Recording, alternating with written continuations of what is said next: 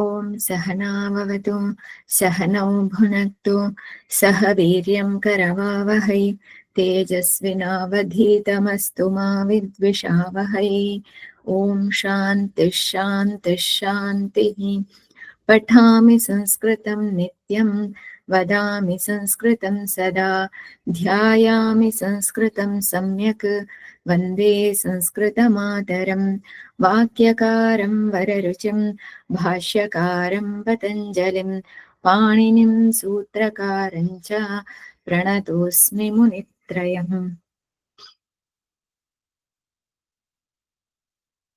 We have to see the Vakyas from here. Sirishaji, can you start? Yeah. चिकित्सक मरणासन की चिकित्सा करना चाहता है. I'll just do one by one. तो चिकित्सकः मरणासनं चिकित्स्यति. What is Maranasanam? Person who is it is not about to die. Maranasanam. Sorry. It is not Maranasanam. Marana Asana. Oh, Marana Asana. Okay. Whoever is ready to die, I guess, right? What could be the Shabda? Actually, one who is ready to die, they say desire to die. Person who has desire to die. Nobody wants to desire, but that is Mumurshu, right? Mumurshum. Which vibhakti should be there here? Dvitiya. Now you can try the Vakya. Chikitsakaha mumurshum chikitsyati. Chikitsati. Yeah, chikitsati. Okay, next one. Shivananji, are you able to hear me? Yes, okay. Can you do the next one? भोजन खाना चाहता है.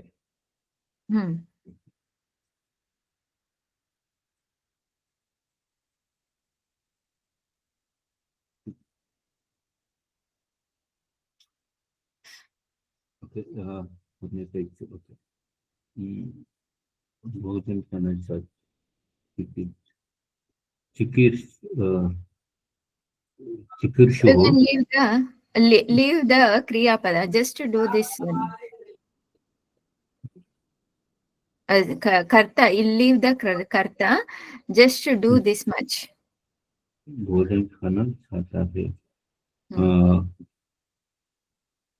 भुभुत्स्यते.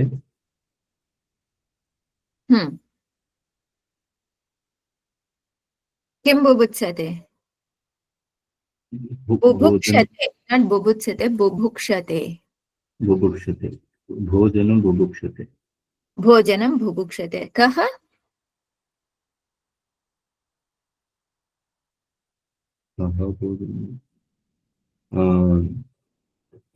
चिकीर्षुः. चिकित्सकः. चिकित्सकः. कः? चिकित्सकः.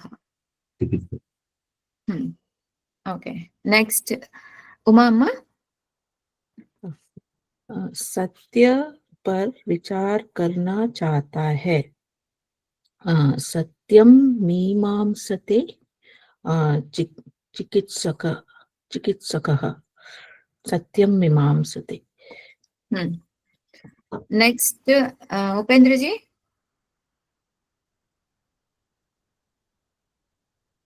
प्रियम्मा.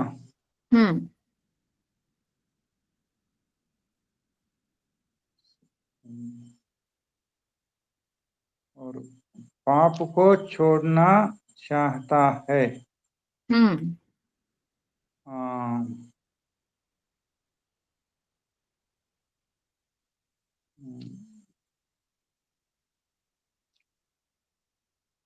छोड़ना चाहता है।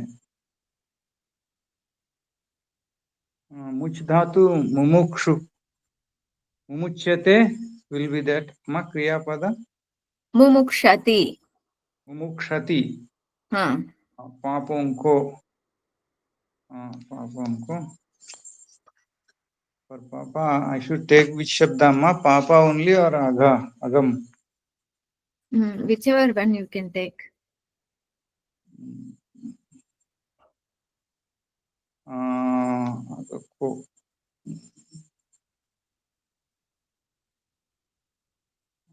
को, అగం, అగాత్, అగాత్ కదా, కో అంటే షష్ఠి విభక్తి తీసుకున్నామా, పాపం, పాపకో, Diya is enough.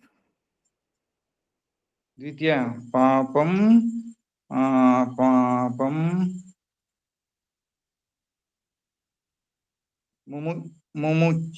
ముముక్ష్యతి. Is it ekavachanam or is it bahuvachanam?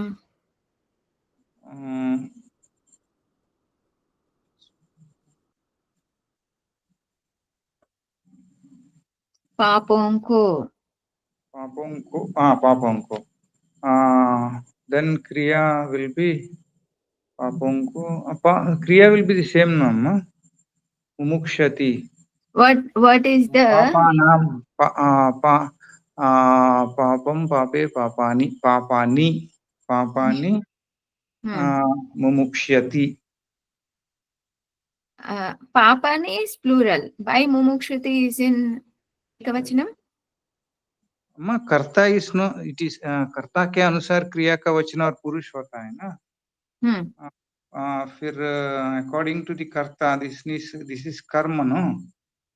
Here karta, who is karta? चिकित्सका। चिकित्सकः, yes. So it is mumukshati will be okay no amma? Yes. Okay amma. Next, विजया जी। किसी को शुश्रूषा, किसी को चिकित्सा, किसी को धर्म की मीमांसा और किसी को सत्य की जिज्ञासा अच्छी लगती है। लगती है। किसी అంటే కస్యచిత్ యూస్ చేయొచ్చు। కస్మై। కస్మై। కస్మై శుశ్రూషా। కస్మైచిత్। కస్మై means కస్మైచిత్। I meant is కస్మైచిత్। కస్మై శుశ్రూషా, కస్యచిత్ చికిత్సా, कस्यचित् धर्मं मीमांसां च, कस्मैचित् सत्यं जिज्ञासां रोचति। Can you repeat again? I could not hear. Your voice is breaking. कस्मैचित् शुश्रूषां, कस्मैचित् चिकित्सां, कस्मैचित् धर्मं मीमांसां च, कस्मैचित् सत्यं जिज्ञासां रोचति। Why it is in Tritiya? Jignasam, Mimamsam.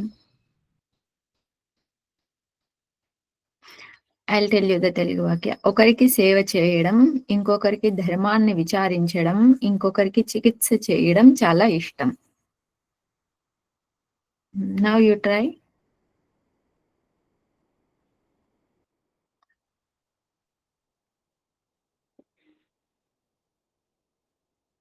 సేవ చేయడం, which vibhakti should?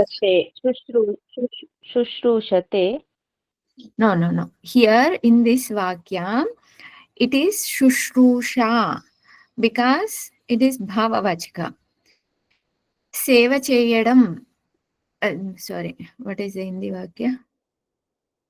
Kisi ko shushrusha. Shushrusha, chikitsa. This is bhavavachaka.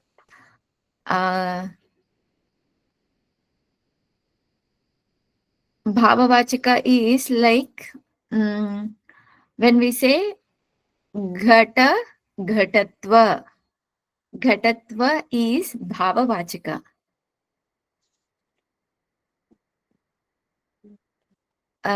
Here it is like that. Shushrusha. And there Ghatatva is Tasya Bhavas Tvatalo. Tva Pratyaya is there. Here Shushrusha Apratyaya is there. Apratyayat. This is the sutra. Sutra number I don't remember. Apratyayat. 33102. 33102. Apratyaya. By that sutra, here apratyaya comes. Whenever apratyaya comes, it is bhavavachaka. So shushrusha is not indicating the like kriya pada, like doing, did, not like that. It's says just the dhatu meaning directly. Kasmai. कस्मैचित् शुश्रूषा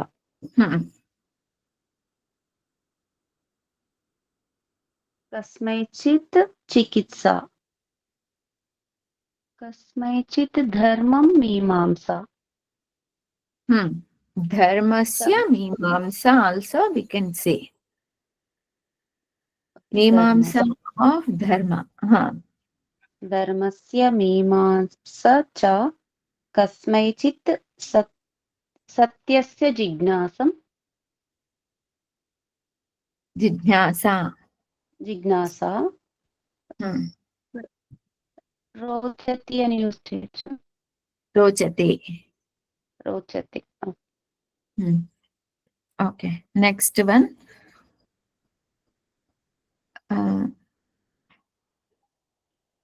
Aparna ji is there?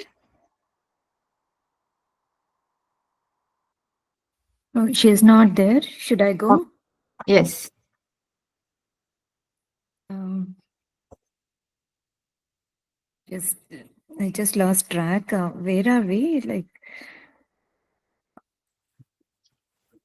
Are here 6th one. Vaha okay. वह परसों आया था कल गया. सह परश्वो एति श्वा Parashvaha.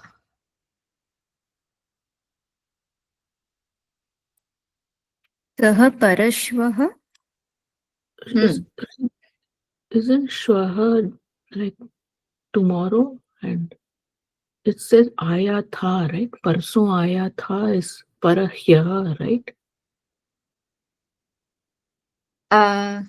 Is it coming or going? It is past. Parso here means past or future? Past is what because Aya Tha, yeah. If it is past, then Parahyaha.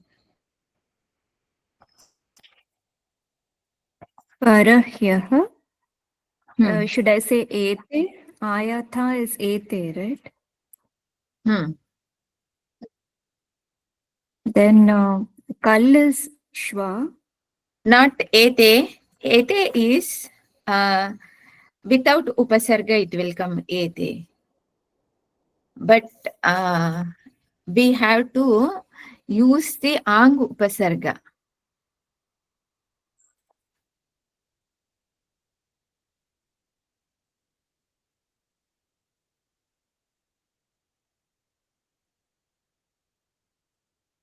So what is it, Purnaji? So What is Aith? We did Aith in the 15th.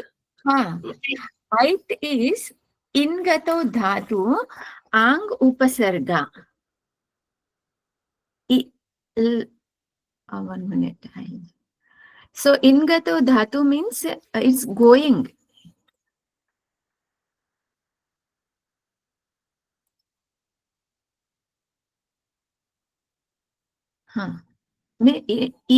When we use e, it means it is going. If we add a upasarga, then coming. For coming, we should use ang upasarga. So A plus E, is it that? Okay. IT is the coming. He comes. They both comes.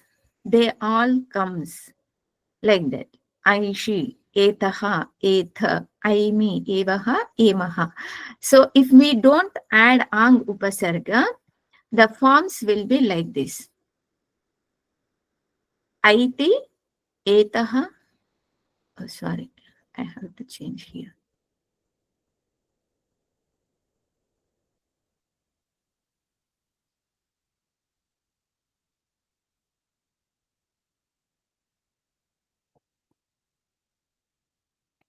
Eti, itaha, yanti.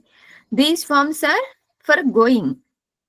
For coming, aiti. Is this clear? Okay. So, Here, coming, right? We yeah. have to use coming. So is it past tense? Ayatha is past tense, right? Yes. Lakar. Then ait.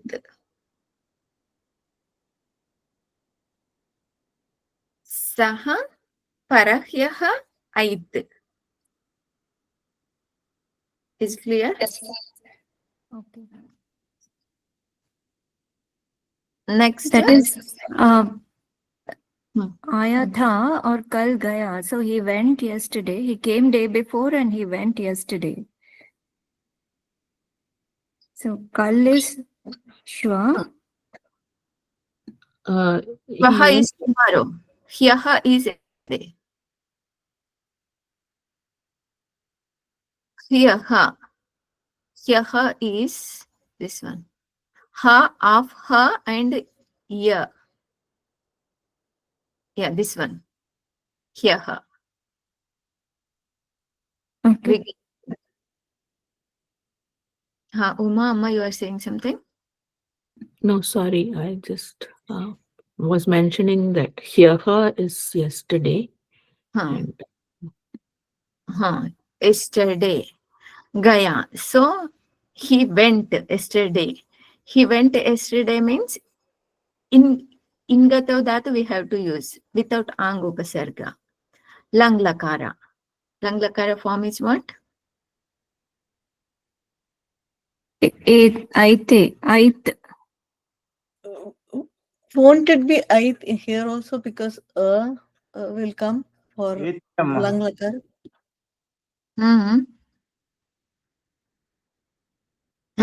For both it is ait only. Because this akara will come here, na? So vriddhi happens there. Ait. Next. Prabhaji, you have not done, right? No, I came late. Okay. Amma, what is the full sentence, Amma? Saha parahyaha eti, yaha et. Ait only. Both are ait. Ait only. Saha parahyaha ait, yaha ait. But we, based on the context, we can understand. Okay. అంటే మొన్న వచ్చాడు నిన్న రేపు నిన్న వెళ్ళాడు రెండు. So it is in one sentence. So he cannot come day before yesterday and yesterday also. So both kriya padas are, though both kriya padas are same, we have to understand that first ait is coming, second ait is for going. Okay. Both are same kriya padam. Kriya pada is same. Because it is not same, it is looks like same. But one is ang upasarga purvaka in gatu dhatu and one is only in gatu dhatu. Okay. Next. Prabhaji, can you? Yeah. Okay. Yeah. Just a minute. Which number are we doing? मैं 7. right. Hmm. मैं कल जाऊंगा, परसों पुनः आऊंगा. So अहम श्वः, right? Yeah. अहम श्वः एष्यामि. No, yeah, एष्यामि. अहम श्वः एष्यामि. पुनः परश, but this will be, yeah, पुनः परश्वः ऐष्यामि. Yes. Next.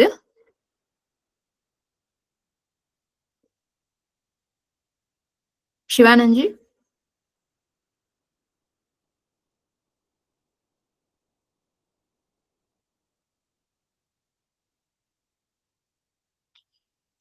Mama.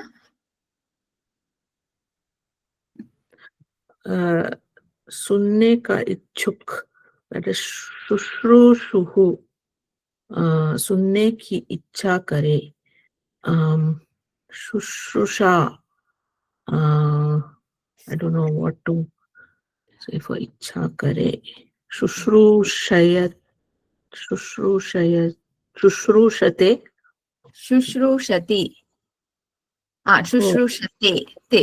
आत्मनेपद. Yes. Next. Should I? Okay, next. Upendra ji. Hari ओम माँ. प्यास, प्यासा जल पिए.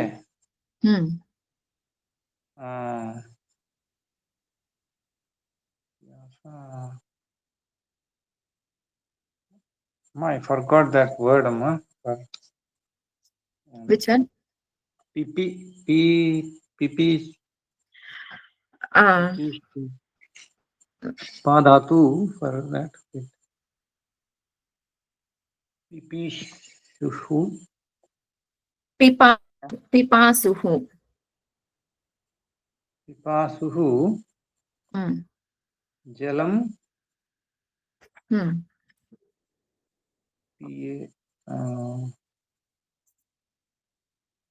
Pipasati. Pipasati.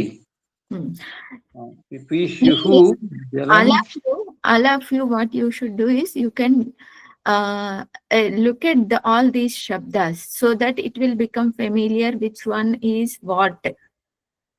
Which dhatu is san pratyaya form will be there, that will get some idea. Pipasati. Okay. Next. Vijaya ji. जिज्ञासु जानना चाहे. जिज्ञासुः జాన్న, తెలుసుకోవాలనేటటువంటి కోరిక కలిగి ఉండడం.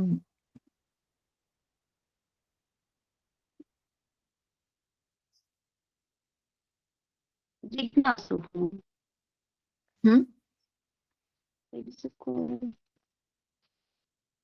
Okay, all these are इच्छा करे, पिए, चाहे, not lat lakara, right? Lot lakara.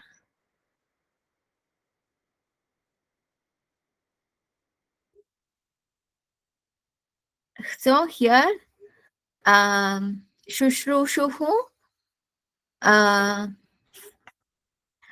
shushrushatu.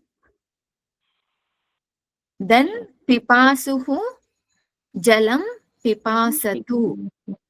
Jijnasuhu, jijnasatu. Next, Prabhaji.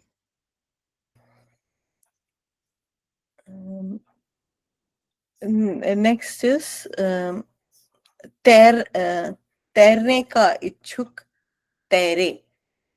So तितीर्ष, it should be titirsh, titirshhu. Yes, yes. Titirshhu, titirshatu.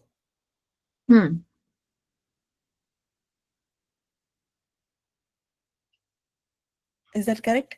Yes, yes. Next, we have to use e dhatu for all these shabdas, not gam dhatu. So gam dhatu also we can use for practice. E dhatu we have to use. Using the e dhatu, can one by one, Shirisha ji.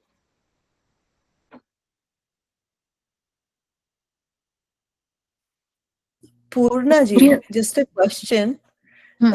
If it says tere, should it just be taratu?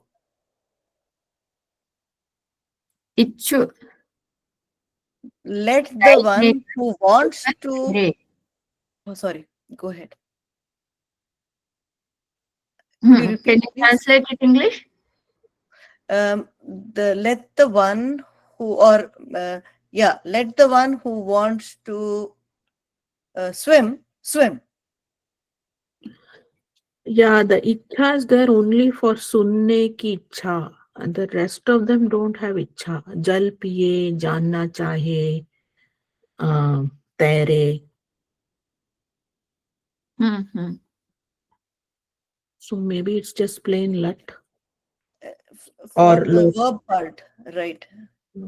Okay.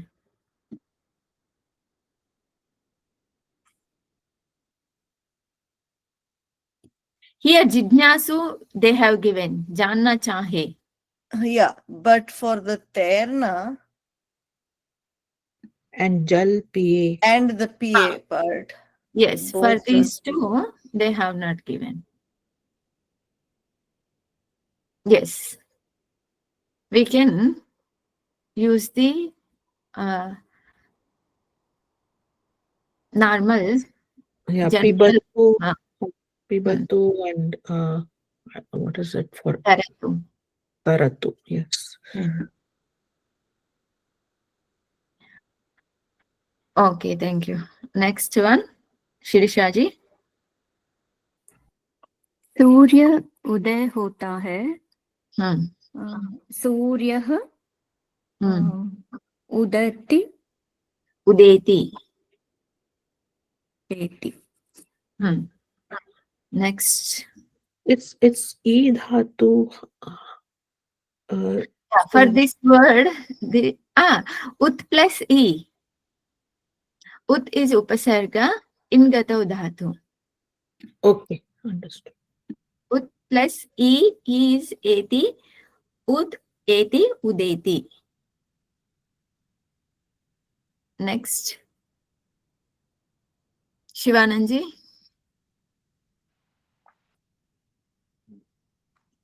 बालक आता है. बालकः एति.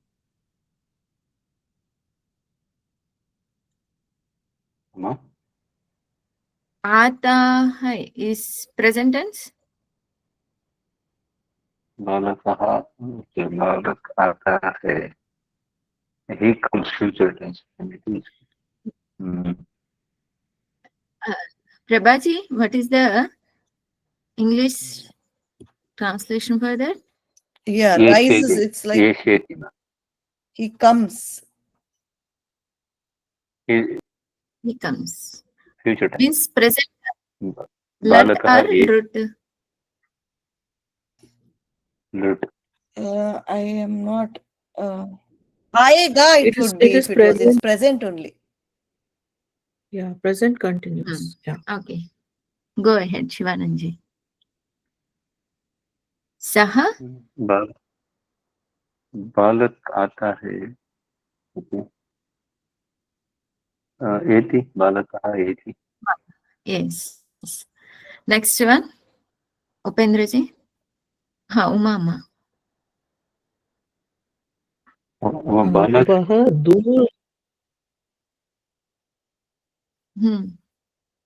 What is your question, Shivanand ji?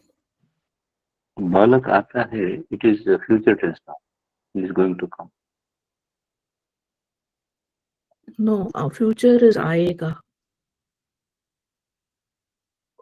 This is present. Yeah, at the end, ga, dirgha. Okay. No, the ha is the giveaway. Mm-hmm. Okay, at the end, this has to remove. Then it will become future.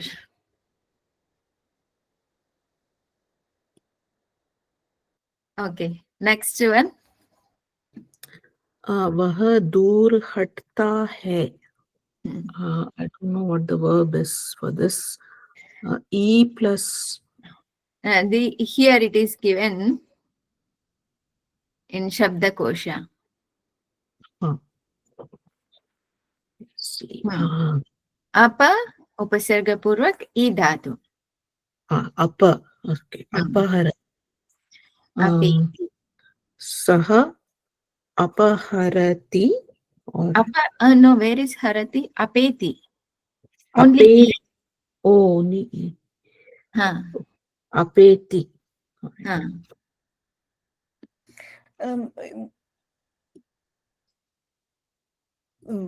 Right, Vaha. Hmm?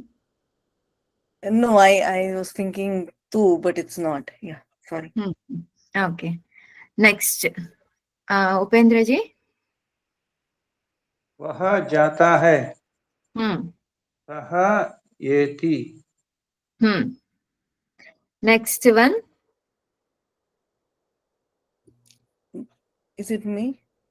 Yes. Now Now sorry. Vijaya ji is there. मैं जाता हूँ. अहं येमि.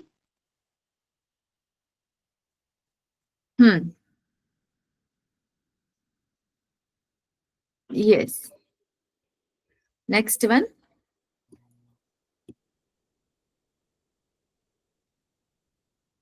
No.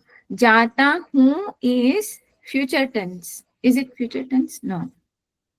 Okay. Continue. Shirisha ji.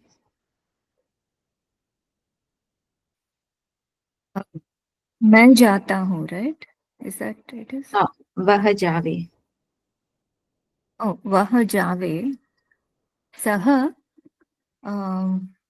जावे is एतु. Lot lakar, right? Sah Yes. etu. Lot is etu, itat. Both can be there. Next.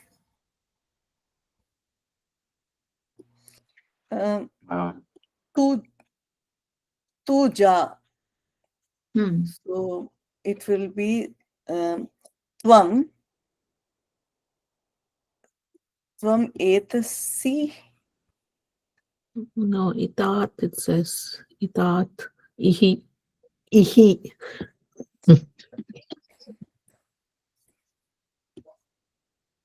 This vaha aata hai, not eti, saha aiti. Aata hai is coming, right?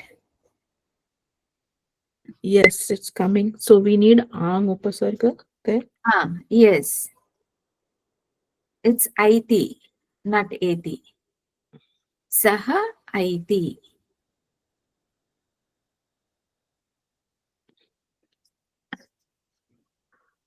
Now you are doing tu ja, right?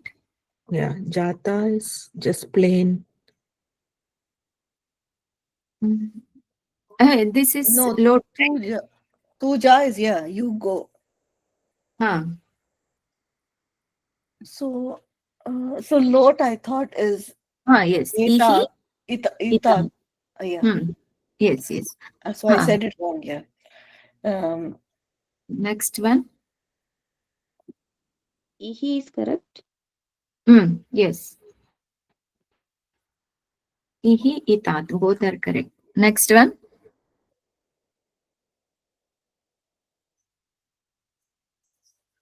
Shivananji. मैं जाऊँ, Hmm. अहम Hmm. जाऊँ, जाओ, जाओ,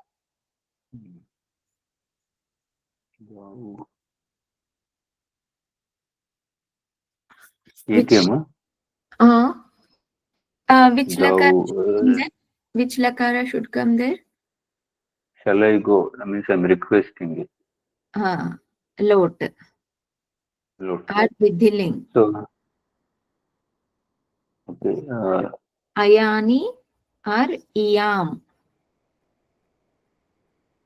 yeah, Hmm. it is, okay, it is only E normal, that is, Yes. or which one it is Yes. going to? E only. In that, E means Lord, that is Eta, Theta, A2 is there. Itat, itam, yantu. Itat, itam, ita. Ayani, ayava, ayama. Right? Eta, Etam, Yentu. Okay. That is lot. Eta, Theta. Ayani, ayani I took because it is uttam purusha. Aham. Okay, okay. Ekajanam. Okay. Same Ayan. with killing also. Iyam. Yeah. Iyam, Iyava, Iyama. Some of you were there in Advait Siddhi class. There Swamiji explained that question when we say how it is possible, like that when question is there, then we should use vidhiling, not lot. Is that the explanation correct, Mama? When there's a question that we should use vidhiling and not lot is what you said, right?